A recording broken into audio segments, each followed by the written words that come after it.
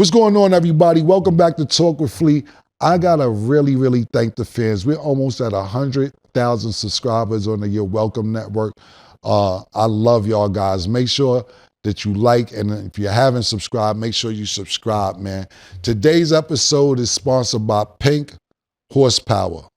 Fellas, when you down and out, make sure you take a shot of Pink Horsepower and get on the up and up.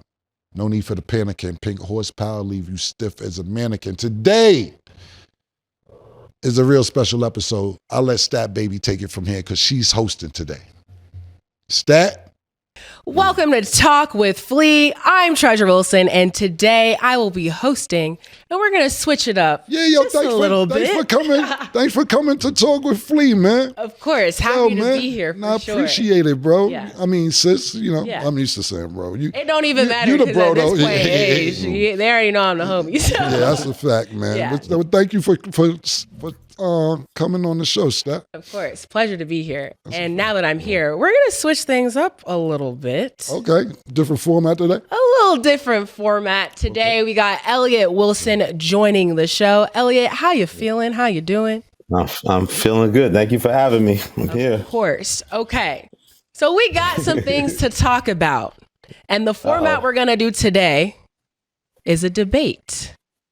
We have Mr. Camron Giles and Mr. Elliott Wilson. Okay. She says she has a surprise for me. Okay, cool. Yes. Well, I guess me and Ellie can talk after the debate. I guess we'll wrap. Right? But this should be interesting. For sure. What are we debating? You guys are going to debate a couple different topics, but first, we got to start with Elliott's interview.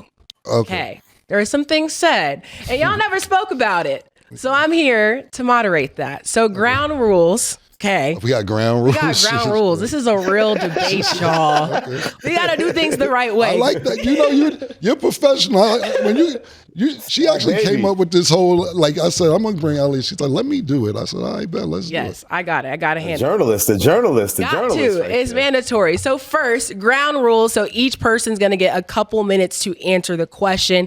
If the other doesn't like the response, you guys each get one rebuttal, maybe two, it depends. Questions may be asked in between for clarification, but no interruptions until the person's done. Then we can go a little bit back and forth. And then for those who are viewing, let me give Elliott his intro real quick. So born and raised in Queens, Elliott is the founder and CEO of Rap Radar. He also worked as editor-in-chief for XXL Magazine. He's a trusted voice in hip-hop media and interviewed everyone under the sun, from Jay-Z to Drake to Mary J. Blige. And he's been in the industry for 25 plus years. So yes, we're going to keep it fun. Well, we got some serious business to talk about. Gentlemen, are you both ready? Yes, I'm ready. I'm ready. Are we allowed to talk after the debate? Like, yes. I'm in my role right now. I like that. I'm in my role right now, so I gotta set it up that way. This could be so presidential for you then for the next 4 years, man. See, I got the little buttons. I'm rooting for you. Back to character. So, starting with the first interview, Elliott, you had with Rory and Mal. So, I do want to clarify. Yes. You did later go on a show and say that you respect the work that has been put in, but your comments do start from somewhere, and you are valid to have your own opinion, so might as well talk about it now. So, Elliott, you said, quote, everybody's media, Summer Walker is media, Camron is running around like he is Stephen A. Smith. This is the time that I really want you to clarify that statement, with him listening, of course, and explain how you feel about artists, athletes, and entertainers turning into media.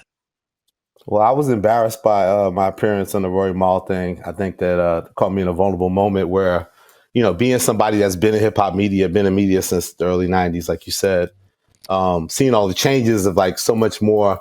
Streamers are now taking up the marketplace. So many athletes or artists are now in media. It's a little tough now for traditional journalists. So I think my frustration came out, and I targeted Cam, and that wasn't fair. I was wrong for that. And now when I really look at it, Cam should walk around like he's Stephen A. Smith, because he's building a sports empire on his own terms, right? He put his own money up. Mace put money up. They've done things the right way. They've empowered others, Michael Irvin, Mark Jackson, to even RIP OJ, and especially you, Treasure, like putting you on like a real journalist. So if you look at the way it has been moving out here, you set the standard of how you should move out here. But, sometimes me as a traditional journalist, I get frustrated. And I just think I was a little bit out of pocket there, and I apologize. And that really wasn't where I was really coming from. I was more so pointing out the challenges that today's journalists face in this marketplace, where so much is like fame and celebrity, fueled. People want to be famous before they want to be true journalists, Okay. Cam, how do you feel about Elliott's statement? Because, I mean, the argument can be you're not running around like Stephen A. Smith, you're running around like Cam, because that's who you are. So how do you feel about that? And then how do you feel about artists, athletes, and entertainers turning into media? Right. First, when I'm looking at Elliott now, it's like, I didn't know your face looked like pepper jack turkey. Like, that's what the texture of your skin looks like pepper jack turkey. Like, it look like you sweat duck sauce. You look like a sloppy sandwich in the face. Pause, man. My bad. I didn't know. I never really looked at you like that. But as far as what Elliott said, I'm running around. I'm not trying to be anybody but myself. As far as comparing me to Stephen A. Smith, I take that as a compliment because he's kind of the standard. He's in negotiations for doing $100 million deal over a certain amount of years of time. And a certain amount of years, there's $100 million per year. But he's basically the standard when it comes to getting money in this field. And not only being the standard, he's a black man from New York, like I am. So I'm never trying to be anybody else. But if you're going to compare me to somebody who's at the top of the game in this thing that we're doing, and I've only been doing this since, it's going on, it's going to be 2 years in March this year coming up. So if you're comparing me to that, it isn't like he said a podcaster or somebody else. So I didn't get to it. When I heard it, to be honest with you, I really wasn't too upset about it. I was more like, where'd that come from? But I mean, over the years, I've known Elliott. We haven't really talked a lot and so on and so forth. And I seen like a few things from his interview stat. He's like his relationship with Jay-Z and all this. And I didn't know, to be honest with you, I didn't really know you had a great relationship with Jay-Z. I didn't know. I didn't pay attention to it that much because from what I remember is with Elliott is that he ran Double XL when I was coming up. And if you get the cover, you get the cover. If you don't, you got to move on to the next thing. So I never put too much faith into one magazine because there's different outlets prior to the internet as well. Magazine covers were definitely an important, and Double XL's Vanessa too, shout out to Vanessa, they supported me a lot through my career. So I have nothing bad to say about that at all. But as far as comparing me to Stephen A. Smith, to be honest with you, I wasn't offended. I was more just confused, like, where's this going? As far as athletes and entertainers becoming podcasters or analysts or anything of that nature, with me, it's more about looking at the climate. It isn't about necessarily being a journalist, because Elliott made a great point with his opening statement. People may want to be more famous than doing the due diligence or homework or something that a topic is. But me, you have to look where the climate is going. And when I heard his interview, to be honest with you, I said to myself, this sounds like the guy who used to own Blockbuster, and he's mad he can't sell VHS tapes. Or a guy who owns a livery cab service and he's mad that everybody's Ubering. That's the vibe that pushed off. And instead of figuring out the climate and what to do to get money in the climate, it sounded like more of a complaining situation, to where a person like me, I would sit there and say, well, why is and I'm not mocking you, I'm being serious. Why is everybody streaming? And I don't get streaming. Why we can't sell physical tapes or physical CDs or vinyl? I just don't. How they monetizing it? What's the BDS or what's the sound scan? And instead of doing that, I figure ways out to see which way the climate is moving, whichever field I'm in, music, movies, entertainment, regardless, whatever it is, and try to be the best at what direction the climate is going in. But I wasn't offended when he said it. Okay. So, Elliott, just follow-up question for you based off of what Cam said. So what is your relationship with Jay-Z? And then how do you feel about Cam's statement towards you? And then basically just the way that journalism and media is going right now. Yeah, I mean, I have a friend, producer Trav, that works with me and stuff. He says, you don't complain, you adjust, right? So to Cam's point, he's right. It's like, again, I was caught in a vulnerable moment where I kind of expressed my frustration, but that's not how I really feel ultimately. Like, I feel like I have such a passion to document hip hop culture. I'm going to continue to grow and pivot and adapt to these things and not look at it as a negative, right?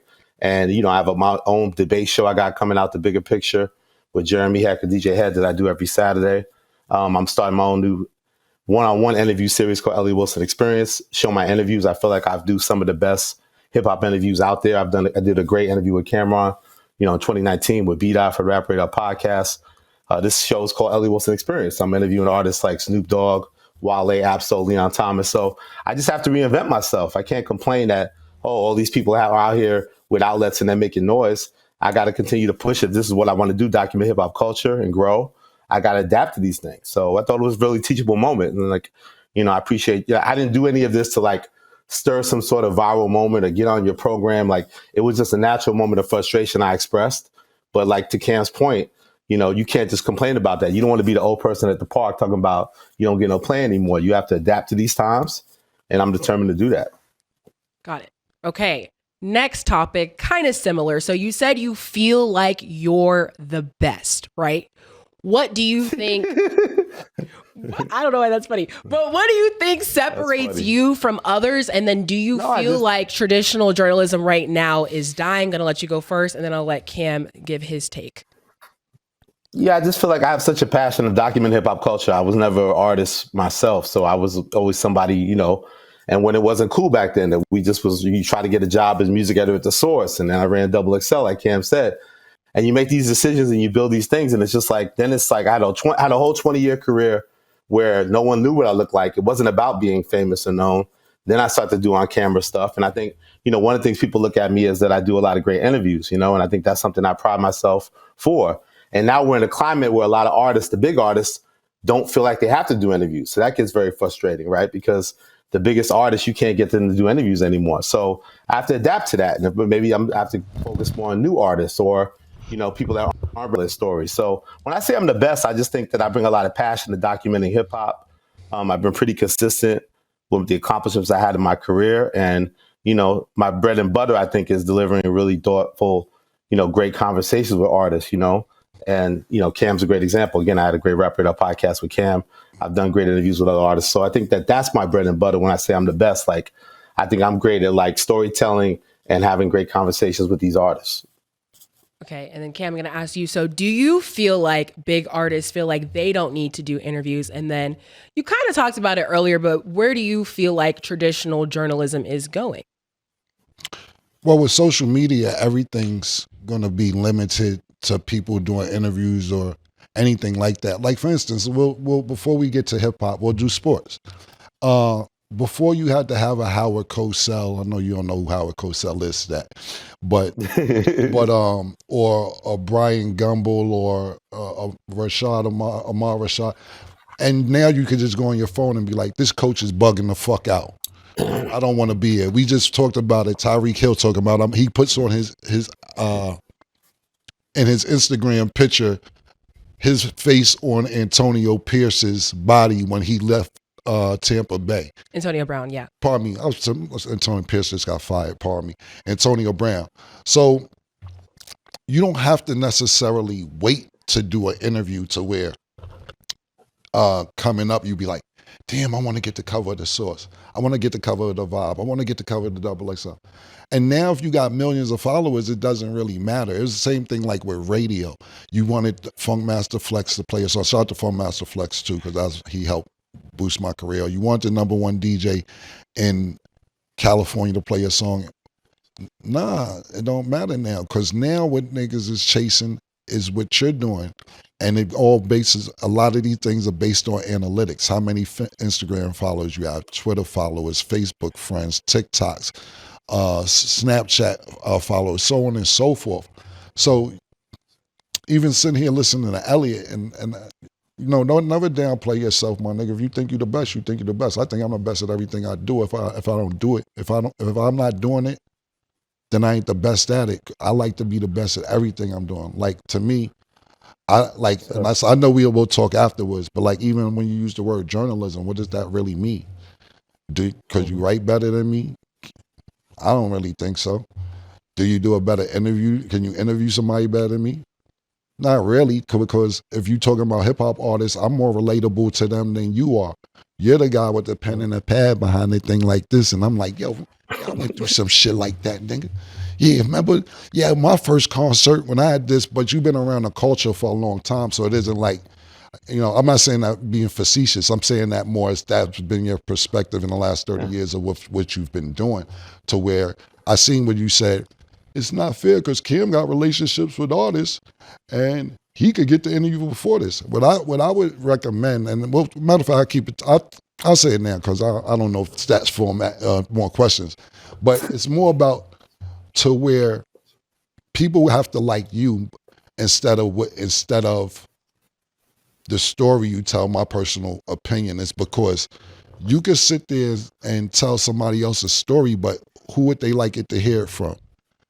Mace, Stat, Snoop Dogg, Brian Gump, whoever, you know what I'm saying? So that's what it's basically about to me.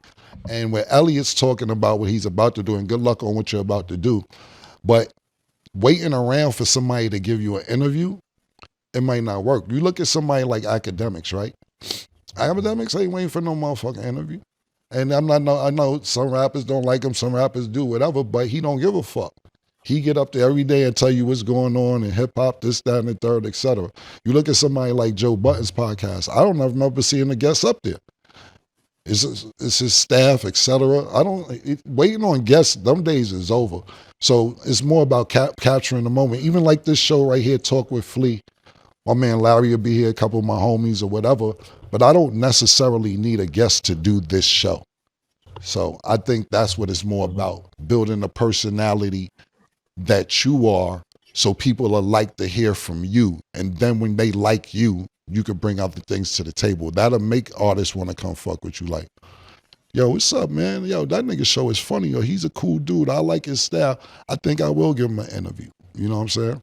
So that's my opinion on that.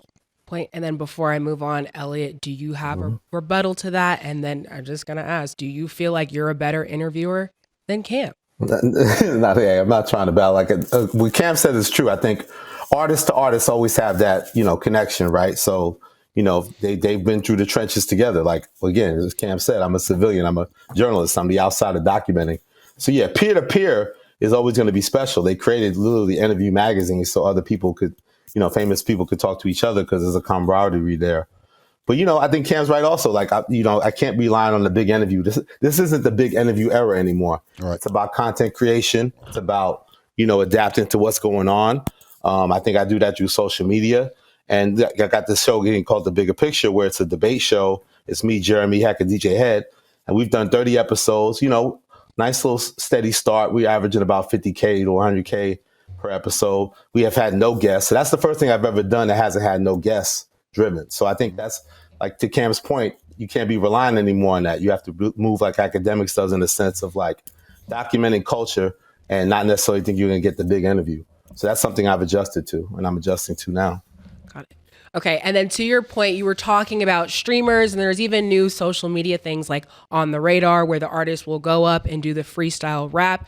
Do you like the direction artist interview and song promotion is going, or do you think it should go a different way with the emphasis on the social media? I love when it goes well. I mean, I think there's a lot of dope. I love Gay P and what he's built with On the Radar. That's become kind of like, especially based in New York, kind of the place to go do your freestyle. And he's delivered a lot of great freestyle. So the bottom line to me is that the content has to be good, right? So if the content's good, then of course there's a place for it. I think in the beginning I struggled with, these streamers, if again, being sort of competitive, if Kai Cenat gets Nicki Minaj to come to his thing because he has this big audience, he could get the interview. But I have to get out of that mindset. I have to realize that, it is about that people are entertaining. I kind of know what Kai Cenat is. It's entertainment. It's like a variety show, like the stuff we grew up on watching in the 70s and the 80s. So I understand what that is. So it's all, so now to Cam's point earlier, like journalism is a wider scope of what that is, right? We've redefined what journalism is. Journalism isn't just like this print thing or this blog thing. It's entertainment. It's these programs. It's video content. I remember the era where you would do radio and people wouldn't videotape you on the radio. Now, if you do radio, old school radio, you're going to be videotaped. It's about video content. So this is the modern day journalism. And again, you just have to continue to adapt to it. But I'm always about anybody who's delivering good content. And I'm going to celebrate it. I'm going to share it on my feed. I'm going to acknowledge that other people do great work. Okay. And then Cam, do you like the direction artist interviews and song promotions are going with things like streaming, like Nicki Minaj, going on Kai Cenat's stream, or even freestyles like On the Radar? Right. As far as me, to be totally honest with you, I'm in such a great space that I'm not concerned about liking it or not liking it. It's more about respecting it and seeing what's going on. And if I choose to do music or choose to work with an artist or choose to have an artist, what am I going to do to better my career if I wanted to do music? Which to me, that's why I say I'm in such a great space. When I do these freestyles on It Is What It Is and shit like that, it's so fun because I don't give a fuck about making a hit record. You know, growing up, you got to be like, yo, I got to hit a hit. I need a hit record. I mean, you know, if you play baseball and you could go to the plate every time and hit a home run, you could. So when you go to the studio, you think you got a good song, but it's for the world alike. And right now I'm such in a carefree space to it's like, I do music, I don't really care. But to answer your question, I would sit there and say, it's not about liking it or disliking it. It's about respecting it and seeing where it's going. And if I ever want to get back in that space, what would I need to do to excel? If I had an artist, okay, or if I wanted to do something myself, how am I going to excel in this climate? Because I can't complain that we're not doing things the way they used to be because things are going backwards. It's people that buy vinyl now. I sold some vinyl and one of my projects, and people are buying them just as nostalgia. They don't even have a record player. They just have it. They just buy vinyl. Yeah. It's just nostalgia to have. Oh, what's this, a tape? Oh, they buy it because it's nostalgia. But is that going to change the fact that they could go on their phone or Spotify, Tidal, Apple Music and get whatever song you want right now? No, it's not going to change that.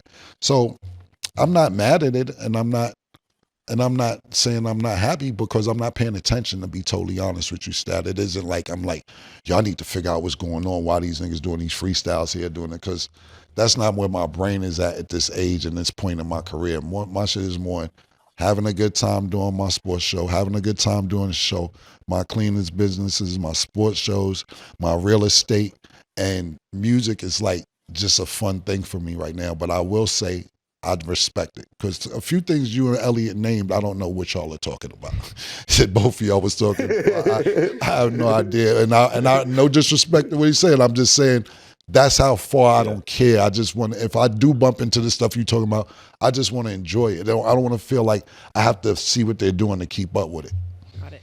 Great point. And then Elliott, do you have anything to say to what Cam said to clarify before we move on to the next part? No, all good. We can move on. Okay, so we're going to move along from your interview quotes and go to kind of more general topics. So I want to talk about the concept of a versus. Cam, I'm actually going to let you go first. Okay. So I know you explained earlier in one of your shows, Dipset versus the Lox. Right. So you can talk about the situation now and talk about the entirety of it Right. and what happened. Do you foresee something like that happening with artists now, or do you feel like the newer generation would kind of struggle in that sort of situation? Do you feel like they would get kind of scared? That's a great question. I like that question. I think, I'm not sure because I don't want to answer this incorrectly because, like I said, I'm not keeping up. You know what I'm saying? I think you would tell me a better answer to that than I would give you. But to answer the question, look, to me, it's more about the respect for the other artists. You know what I'm saying? Do you respect them? Is it not going to turn personal? Is it not going to turn violent? Is it going to carry on for 2 weeks after on some bullshit? No, if it's fun and cool, I think that it's all good. A couple verses that, and you know, the Dipset Lox shit was so legendary because, first of all, the Lox are my brothers. I grew up with them, not neighborhood-wise, but music career-wise. A year after they got their deal, I got my deal. And, you know, being Mace was signed to Bad Boy and Iz with Bad Boy, I'll be around them a lot. So those are my brothers as well. Like I said on my show when I talked about the verses, if I had to lose to anybody and not be mad about it, that would be the only people that I probably wouldn't be mad about. But as far as new artists are concerned, if it's cool, then it's cool. Like a lot of verses people don't pay attention to. You had a verses where Raekwon did a verses with Ghostface, and that's a rap group. They're in a group together, Wu-Tang Clan. and they battled each other, but it was fun. They was talking shit to each other like, oh, you gonna pull that one? I helped write that one. Or you might got a Redman and Method Man to where it's cool shit. I think that it can be fun, but it's a lot of competition as well. And I know, I don't know how far a young artist would take it or be cool with it. Niggas is drilling shit and all type of shit. I don't know if niggas gonna be mad later on. I don't fucking know. But I think it'd be cool to watch. Got it. And then Elliott, I know you've been interviewing a lot of younger artists. So what's your perspective on this? Do you think that younger generations can handle something like a Verzuz, or do you think that we are not there yet? Yeah, I think that they take it more personal. I don't think that, Cam comes from that school of New York hip hop, the battle rap era. Like, guys would say something on the radio, then you would have a freestyle going right back at them, like the back and forth. And I think that they don't connect to that. I don't think the same way. I think that, somebody told me with the whole, we had this historic battle with Kendrick and Drake, and somebody was telling me like, that's probably the end of that type of energy, right? Like they made so many records against each other and like took hip hop to this high level and had this amazing battle. But yeah, I think Lil Baby had a quote saying like, he didn't understand why his name was in the battle in the Not Like Us record, and like was like, I don't mess with that side of hip hop. So I don't think they're as battle driven as like the generations that Cam comes from, or even these guys now that came from, if you're Kendrick or Drake, a connection to the generations before you. So yeah, I think there's a little bit of disconnect. And I think that when they have real issues, they'll really be like, to Cam's point with the drilling, they'll really will air out the actual ops and mention people and take it real personal, where it's like, there's not a lot of back and forth about music wise. So yeah, I think there is a disconnect. It's not the same as it was back then. No. Got it. And then just for either of you guys, why do you think that is? Where do you think that disconnect comes from, where they can't handle a Verzuz or they can't hash things out and kind of move on? Why do you think it's a little bit different? Well, I don't think the artists look at competitiveness the same way. I think, again, to my era, like I look at things back in the day where it's like, okay, I run XXL, I got to kill the source, or you're Power 105, you want to kill High 97. I feel like we all kind of run our own race. I don't think that people feel like that they're battling for the same thing anymore. And I feel like these artists, new artists, just want to build themselves, get their hits going, build their career, get their paper together, and grow. And I don't feel like, unless there's a real personal issue with somebody, they're not looking at some competitive conflict situation. Unless it's something that personally connects to them, they're just on their own path to try to get to the paper and build their audience and establish themselves in the marketplace, And what's the question one more time? Yeah, basically, why do you feel like there is that disconnect where younger artists can't battle or do a Verzuz or have a beef and, kind of move on from there? Where do you think it's a little bit different from now versus how it was back then? Don't get me wrong. Growing up, rappers could potentially get robbed. Pardon me, rappers could potentially get robbed, shot. I actually got shot. Being trying to be carjacked. Die. But I think, and I used to be like, yo, this shit is wild. But to me, it got worse. We sit there and think about this, right? They started calling this shit Chirac, and niggas took it literally. Niggas started, we the drill capital, Chirac, and people are just dying. You think about, cause his name hasn't been mentioned, how Pooh Shiesty goes to jail at the height of his career. You got Little Dirt in jail right now. And I'm not saying that, I don't know, but then look at the charges. I'm presuming, hopefully he's not innocent. Dirty O's, that's my small little nigga. I love that nigga. Him and Chief Keef, they had a whole Dipset crew when they was teenagers in Chicago. I used to live in Chicago before it was Chirac. And they had the whole Dipset crew when they was teenagers. I wish I knew they was gonna blow up. I would have tried to sign them. But they been Dipset since they was 12, 13 years old. Sosa, my bro, that's my little bro. But I think even like Sosa, let's use Sosa for an example. He said, I ain't going back to that shit. Sosa don't even go to Chicago because he see where it was going. Mm-hmm. And he's kind of like, I don't know, quote unquote, the forefather of the drill shit for what the younger people say. I don't know if that's true or not, and then I don't want to get involved. So I don't want to say the wrong thing. But at the end of the day, I just think that it's more violent. And even I seen Fabio one time doing an interview. He said, niggas getting rich off beef, pause. Niggas is getting rich off the having problems. Niggas getting rich off doing what they say. I was watching a live one time, and this was some Chicago niggas too. I don't even think they was rappers, or they might have been. There's so many rappers that's shooters out there. And These niggas is on live. I thought it was a joke trying to find each other, but because they laughing, they like, yo, just pull up, nigga. Pull up. Where you at? Where you at? I'm live. I'm here. I'm here. And then they met up and started shooting at each other. I said, yo, what the fuck is going on? You put it on live? I'm solving the case myself. This is going to be a breeze for CSI. They don't give a fuck. You know what I'm saying? But I just think that people are going to jail, dying over beef because it's making them money. And they said, I'll risk that in the time being. Yep, got it. Okay. And then, Elliott, when I ask you this next question, I'm not asking you to particularly co-sign anyone, but I know you have talked to a lot of younger artists. So obviously in you guys' era, you guys had a lot of great people, Tupac, Biggie, Public Enemy, A Tribe Called Quest, list goes on. And obviously there is no comparison to this, but are there any artists in particular that come to mind that you feel like are really dominating the hip hop rap game right now? Or do you feel like nobody is kind of even touching that type of level yet? I think we facing that challenge like that we say with the so-called big three, right? The Kendrick, Drake, J. Cole era, which has been going strong for about 10 to 15 years. So, there's a lot of talent out there, but who's going to be sort of the next leaders in the space? Like Drake's been a leader for a long time. Now Kendrick won his battle. Kendrick's in more of a leadership position. Cole's been so consistent over the last 10, 15 years. So I think the biggest challenge we face is like, who's going to be the new leaders, out of that pack of really leading for. There's a lot of talent out there. I like everybody from, Boss Man D-Lo to Jid. I mean, there's a lot of good hip hop out there, but it's like, who's going to kind of assume the leadership position? We haven't really figured that out because we still are still led by Drakes and the Kendricks and the J. Cole. So, it'll probably play out in the next couple of years, but it's going to be interesting to see who really takes on the challenge to kind of be a real leader in the space. I know Playboi Carti, a lot of the more unconventional artists, they have a lot of buzz behind them, led by Playboi Carti. But, we'll see if they can really step up, Got it. Cool. Great perspective. Definitely want to hear yours because I know you're in the scene and talking to these people and interviewing them and doing your research. So I wanted to hear what you had to say about that. Okay, so moving on to this next category, which I call hot takes, but it's not really a hot take. So, Elliott, I'm going to ask you first. Basically, in the media, you've went viral a lot of times through different interviews, talking to different people. No more with Killa. I ain't going viral with Killa again. I mean, hey, it was your quote. You said it. I was just here to ask the questions, and now we're here. I know.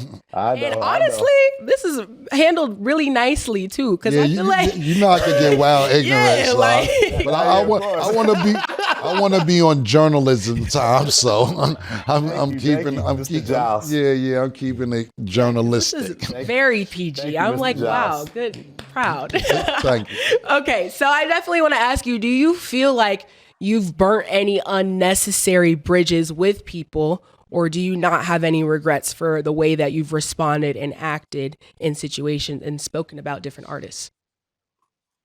Well, I think that, from the magazine days, you realize that you build these relationships, to Cam's point earlier, like a lot of what I did with this Double XL, I played behind the scenes. The business went through Vanessa or Bonsu, some of my editors. And, I realized that the magazine era, it's like, you're going to have your ups and downs with these artists. And like, there's going to be good times and bad times, but you have to try to maintain that respect, right? So, I mean, that's how I look at it. Like, I respect Cam. I was out of pocket. I'm glad I was able to, resolve this with him and get on this platform. I didn't do it to get on this platform. I appreciate the time. Yeah, I think at any time with these artists, you have to manage relationships, right? And you're going to, you have to be honest, right? If you don't like something, you should say you don't like it, but you got to be respectful about it. And what I learned through the years is like there's ups and downs. Like obviously, me and Drake were on very good terms for a long time. He got mad at me, so now we're not on good terms. And then people will be like, well, how are you going to resolve things with Drake? I don't know. It may take time. I may have to step outside of all this Drake Kendrick stuff and just do great work and earn his respect again. You know what I'm saying? So that's how I look at it. Like his relationships. I've been in this for since 1992, like I said, and I've dealt with these artists a long time. I've had my beefs. I had my situations, but I might come from a pure place of loving hip hop and wanting to document this at a high level. So I manage those relationships and hopefully, I hope to get back on good terms with the people that I need to get back on good terms with, but I have to weather that storm when those things happen.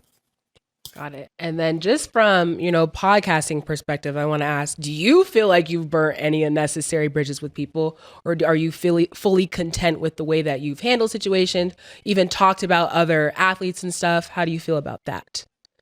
Yeah. When you're doing sports, You're gonna burn bridges, not purposely, but just when you giving your perspective on something, they're emotional. Athletes are emotional, and being on one of the, thank God that we're, to use Stat and Mace as well, that we're very popular what we do.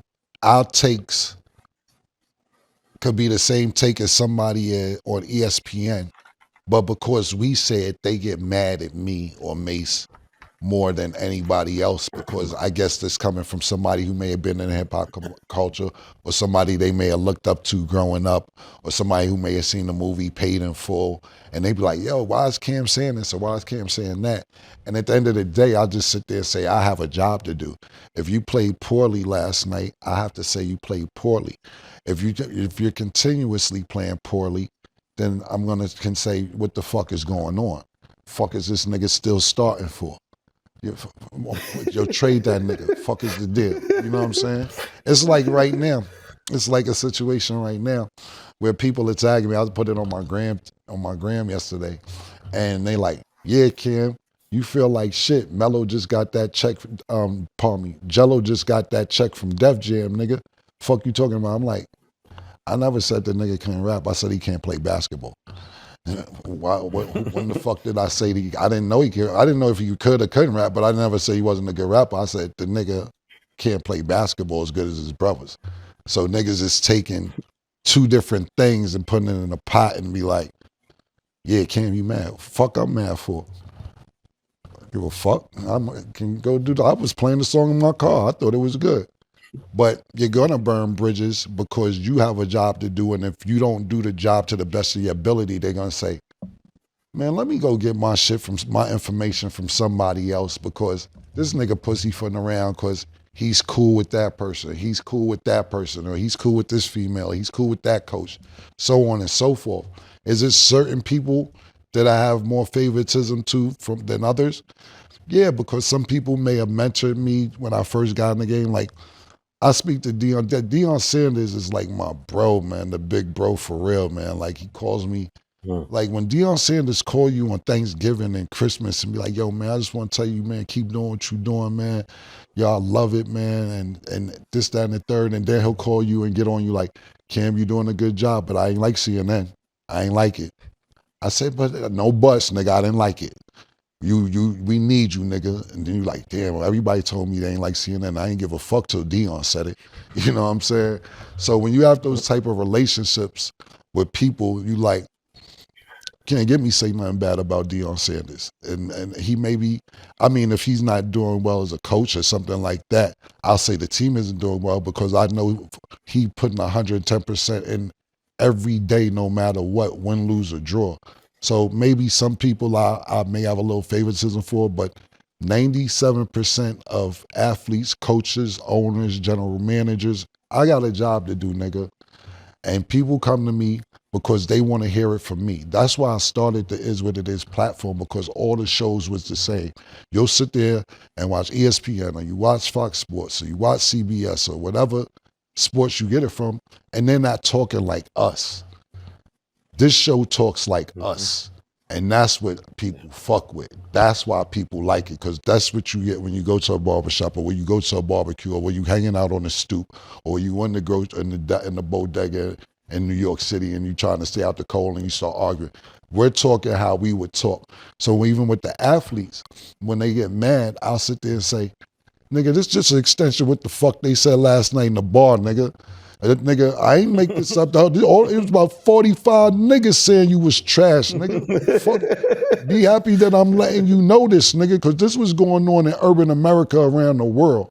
So yeah, you're gonna burn some bridges, but I got a job to do, and I never really cared about being liked. Okay. And then on the flip Cam, do you feel like side, you have to? yeah. Sorry. Go ahead, Elliott. The follow-up question, Cam, do you feel like when you let's say that somebody's mad at you, do you feel like you need to kind of repair those relationships, so you don't give a fuck? Like, once you offended them, do you feel like you want to try to repair that, or manage that relationship, or you feel like, well, he gonna stay on that side and feel away, let him stay over there and feel away? You've been covering me 25 years or so. What you think?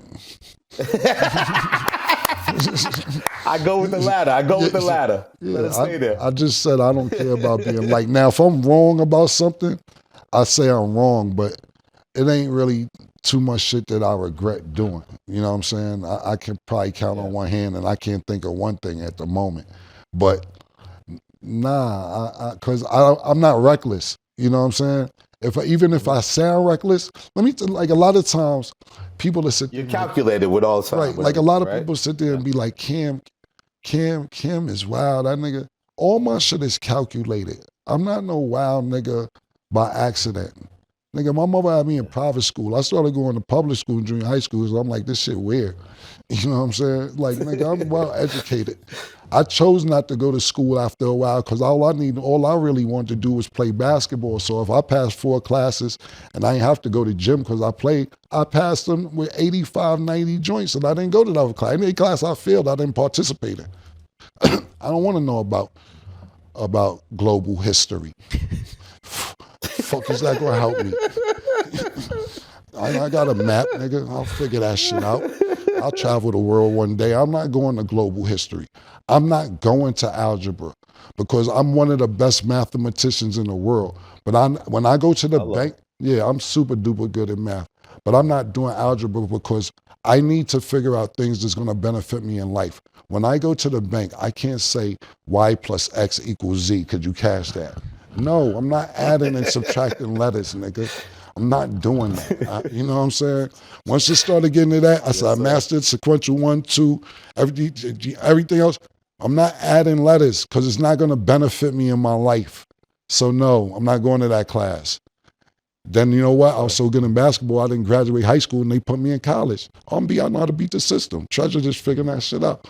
Beat the system and get away with it. You know what I'm saying? Then I got kicked out of college my second semester and Mace ran into a record deal 5 months later. That been my life. Crazy. Period. Crazy. So at the end of the day, I'm very educated, but I do what's beneficial for me. And when people be like, Cam is crazy, nah, this is organized ignorance. It's organized. Well, on that note, Elliott, I want to ask you, is there a perception about you that people have that you would want to clear up that people tend to get wrong about you?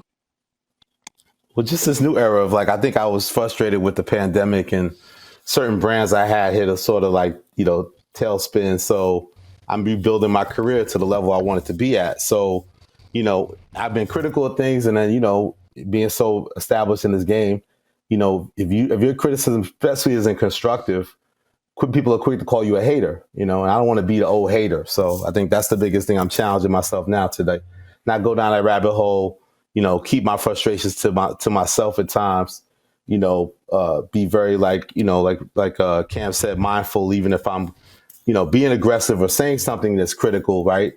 Not be out of control doing that, be in control doing that and be very calculated about what I'm trying to say and why I'm trying to say that. Because I don't want this old hater thing. And I think I said to you, Treasure, it's like, especially somebody as a journalist, like, I don't want to disappoint someone like you that's a young journalist that may respect the work I did and just seem like I'm hating on this platform and not giving the respect that's deserved here. So, yeah, I'm trying to shake anything of like being viewed as some sort of old hater, so. That's my challenge. Yeah, good clarification. Because again, I'm not the one being interviewed, but I definitely was like, "Dang!" Like, and Treasure checked me. Cam, Stat Baby checked me too. She was like, "You showed me yesterday, a day before." Yeah, don't fuck with the family, nigga. This ain't just a business, nigga. This is a family, nigga. Don't ever go against the family, nigga. Nobody's empowered a young journalist the way you have, Cam. And not just that, a black young journalist.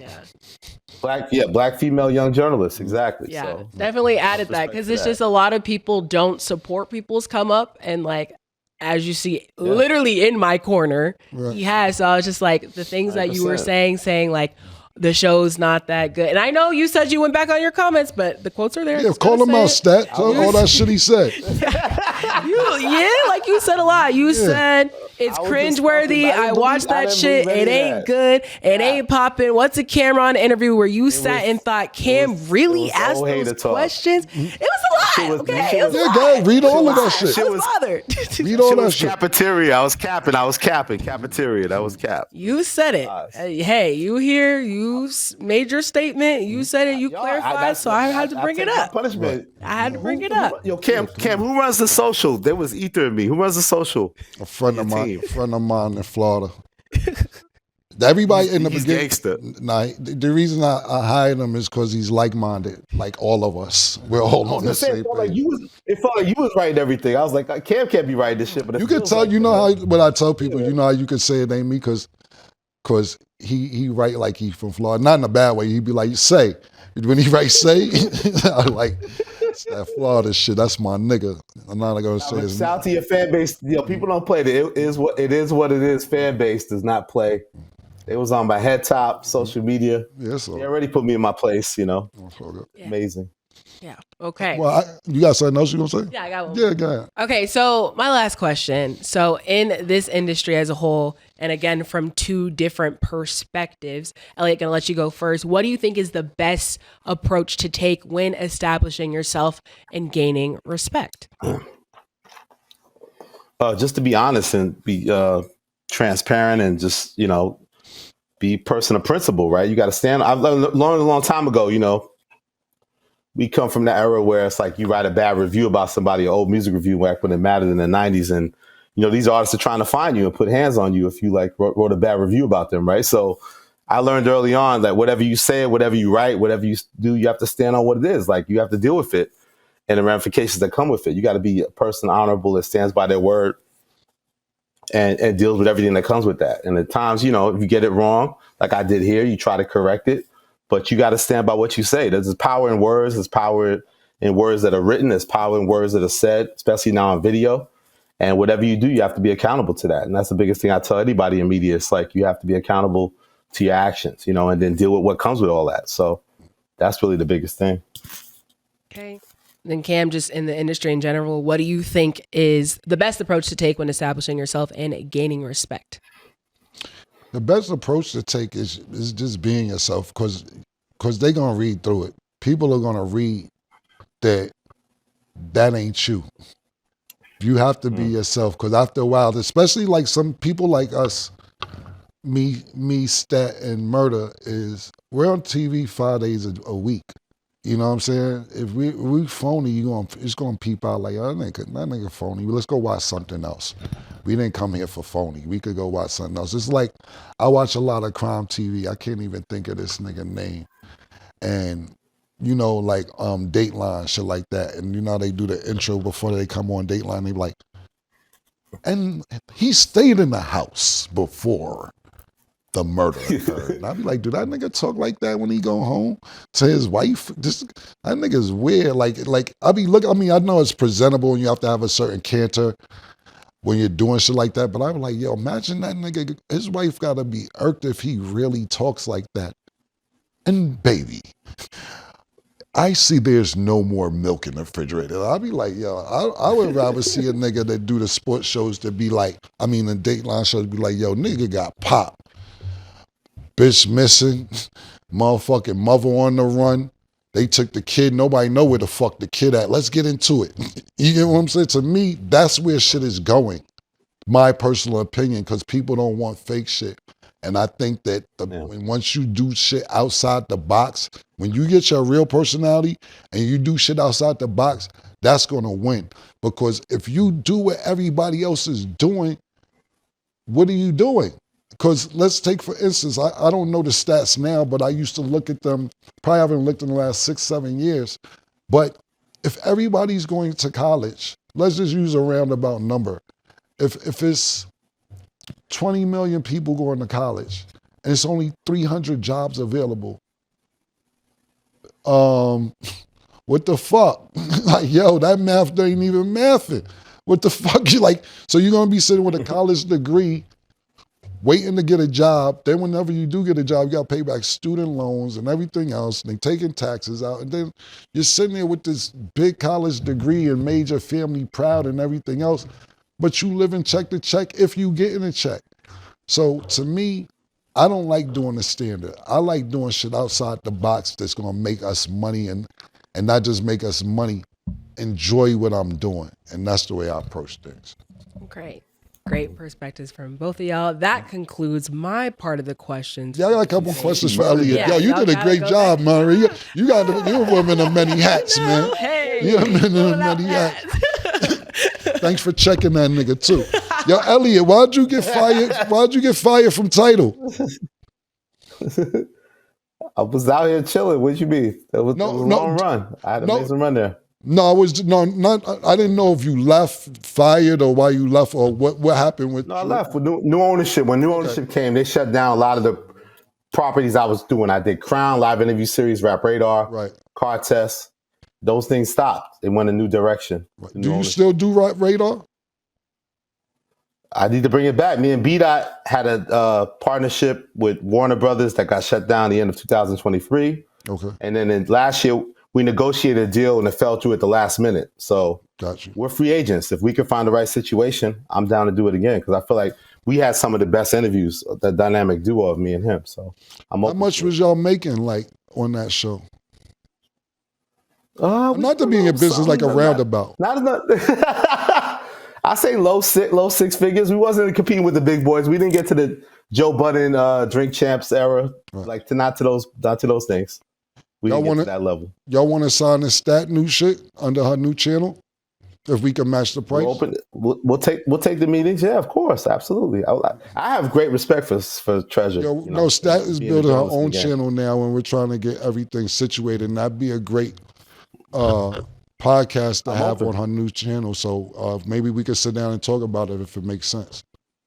I respect that. Yes, sir. We can Absolutely, talk about that. man. Absolutely. But Absolutely. I didn't really have too much. Like I said, I wasn't even really mad when I seen. I just thought it was awkward. But Ali was saying it was awkward. Yeah, because I didn't know we never had no problems. And even when you was like, I don't like my relationship with Jay-Z, I'm like, I don't give a fuck. What the fuck? I don't give a fuck about your relationship with Jay-Z. I don't have a problem with Jay-Z. So, but I just leave you with, I like this conversation where it seems like you're going in the right direction of what you're talking about. Just think outside the box, my nigga. That's the best advice to you. And absolutely. And no, I draw inspiration. I have to draw inspiration from what you've done. You know what I'm saying? Like I look at it like this competitive. I come from that old competitive mind state, right? But it's like you have to reinvent yourself, and you've done that. So I have to draw inspiration from that, and I do. I respect it. I appreciate it. And what I will say is this, and even with Stat, because you guys come from that criteria where the word journalism is important because you guys went to school for it. But half these niggas don't know how to spell journalism, my nigga. Niggas you interviewing and everything else, so they don't give a fuck.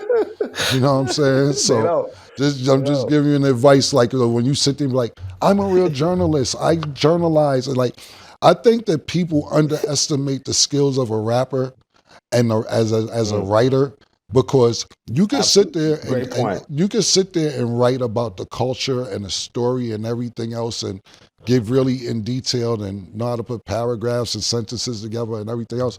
But imagine having to write a song and the words have to rhyme and then they have to make sense. And then you have to put a hook to it.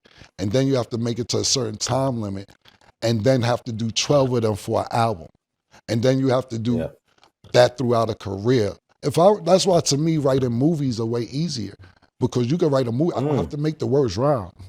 You got to sit there and make the words rhyme when you rapping, and I think that's underestimated because people use the word quote unquote rapper to where you're underestimating rappers' writing skills. Not you. I'm just saying people in general.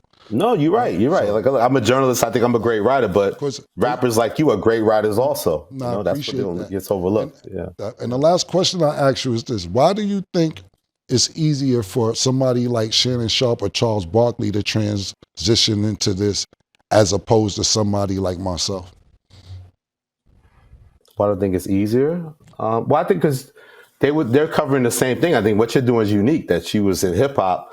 We all kind of knew you loved sports, that you played sports growing up, basketball, but you're going a whole other field, right? You jumped into a whole other field. Right. It's not like Charles Barkley's talking about hip hop. He played the game and then he transferred to that. So I think that's the big difference, where you've made this colossal jump from you're now an authority in sports and you've earning that, like I said. So to come back to it, it's like the final thing of like running around like Stephen A. Smith. The whole point is that what I love that you did was You put your own money into the shit. You was like, I'm gonna do the suits. I'm gonna build the set on this ESPN level, but I don't got to go to Connecticut for no validation. I don't need no job. I'm building this shit. So, you build it on your own terms, and you're building an empire on sports, just like an ESPN. And again, you're not sweating what they're doing. You don't care about Pat McAfee. You respect what people are doing, but they're not taking no food off your table. You're building your own thing. Right. That's where it comes down to. No, that's why I was asking, because like, even when you said like Shannon Sharp or Charles Barkley, I get what you're saying. They're coming from experience to where they played the sport, commentating, and they're going in it. But like when you got Shannon Sharp, Cam, you don't want to be a hip hop podcaster, right? People trying to get you to do that. You didn't want to do that. Yeah, the thing about it, because I just, like, that's part of my statement before. Why would I want to do what everybody else is doing? Why would I want to do what you're doing, exactly. or Joe Button's doing, or Noriega's doing? I don't want to do what niggas is doing. So when niggas offer me that, I'm like, everybody's doing that. Why would I do what everybody else is doing? If everybody's going this way, I don't want to go this way because it's going to be crowded. I want to be in the HOV lane. You know what I'm saying? I don't want to be in the fucking lane what everybody else is doing, because it ain't going to be no real bread there. Yeah. But when you sit there and say it's easier for Shannon Sharp, like, let's do it. Shannon Sharp, for example. Shannon Sharp comes from a football background, but he talks about all sports. It ain't just football. He talks about basketball. He talks about wrestling, boxing. Then he gets on his other show with Chad Orchard. They talk about things that's going on in hip hop culture. They have rap battlers up there. I've seen Loaded Lux on their show before. So when you sit in there and say they come from that background, he's not just doing sports. He's doing other things outside of sports too. He's expanding, evolving. Yeah, he's evolving. Right. So that's why I have to evolve. Yeah. No, that's why I was asking, like, what makes him better at it than me? And even when you got somebody like Stephen A. Smith, I know he comes from a journalistic background, and he was a beat writer and so on and so forth, but he ain't never played no sports. Outside of college. I went to college, he went to college, he played high school, I played high school. Because what makes him better, maybe he's been covering sports longer than me, or has he been writing longer than me? We might have been writing, just because I've been writing since I was 9 songs. So is he a better writer? Classics. Yeah, I'm talking about 9 years old, the shit you never heard. I'm talking about infant rhymes. I'm talking about. But I just think that people want to put people in a box, and nigga like me, you could never put in a box. I'm gonna always, you never know what the fuck I might do next, nigga. Wait on my next shit. You was selling toilet paper, nigga. Yeah, I was on your show telling you that I was about to try and sell toilet paper, because but I never, I started doing other shit. But think about this: everybody's gonna use toilet paper in the next day or two, and y'all was laughing. Absolutely. You and B-Dot was laughing, but y'all thought y'all might thought it funny, serious. but I was that serious. I wouldn't have looked at toilet paper machines. Everything, they range from 12,000 to 200,000, because who's not going to wipe their ass in the next 3 days unless you constipated? Yes, sir. So at the end of the day, y'all was laughing. I'm like, I don't know what the fuck they laughing about. I'm dead serious. I remember that. You wouldn't even laugh. Yeah, it could still be funny and be truthful. No, trust me. No, because a lot of times I be saying shit niggas be thinking it's funny, even on our show.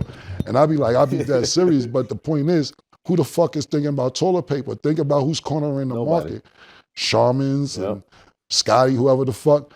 Niggas ain't thinking about that. That's generational families that probably been getting this money that nobody's thinking about. Absolutely. Absolutely. 100%. Way on my next trick. That's the key. All right, turkey face. Thanks for coming up, nigga. Cam. Come on, be nice, Cam. Thank you for coming up here. We appreciate you. All right, Cam. Appreciate you, bro. All right, Mud.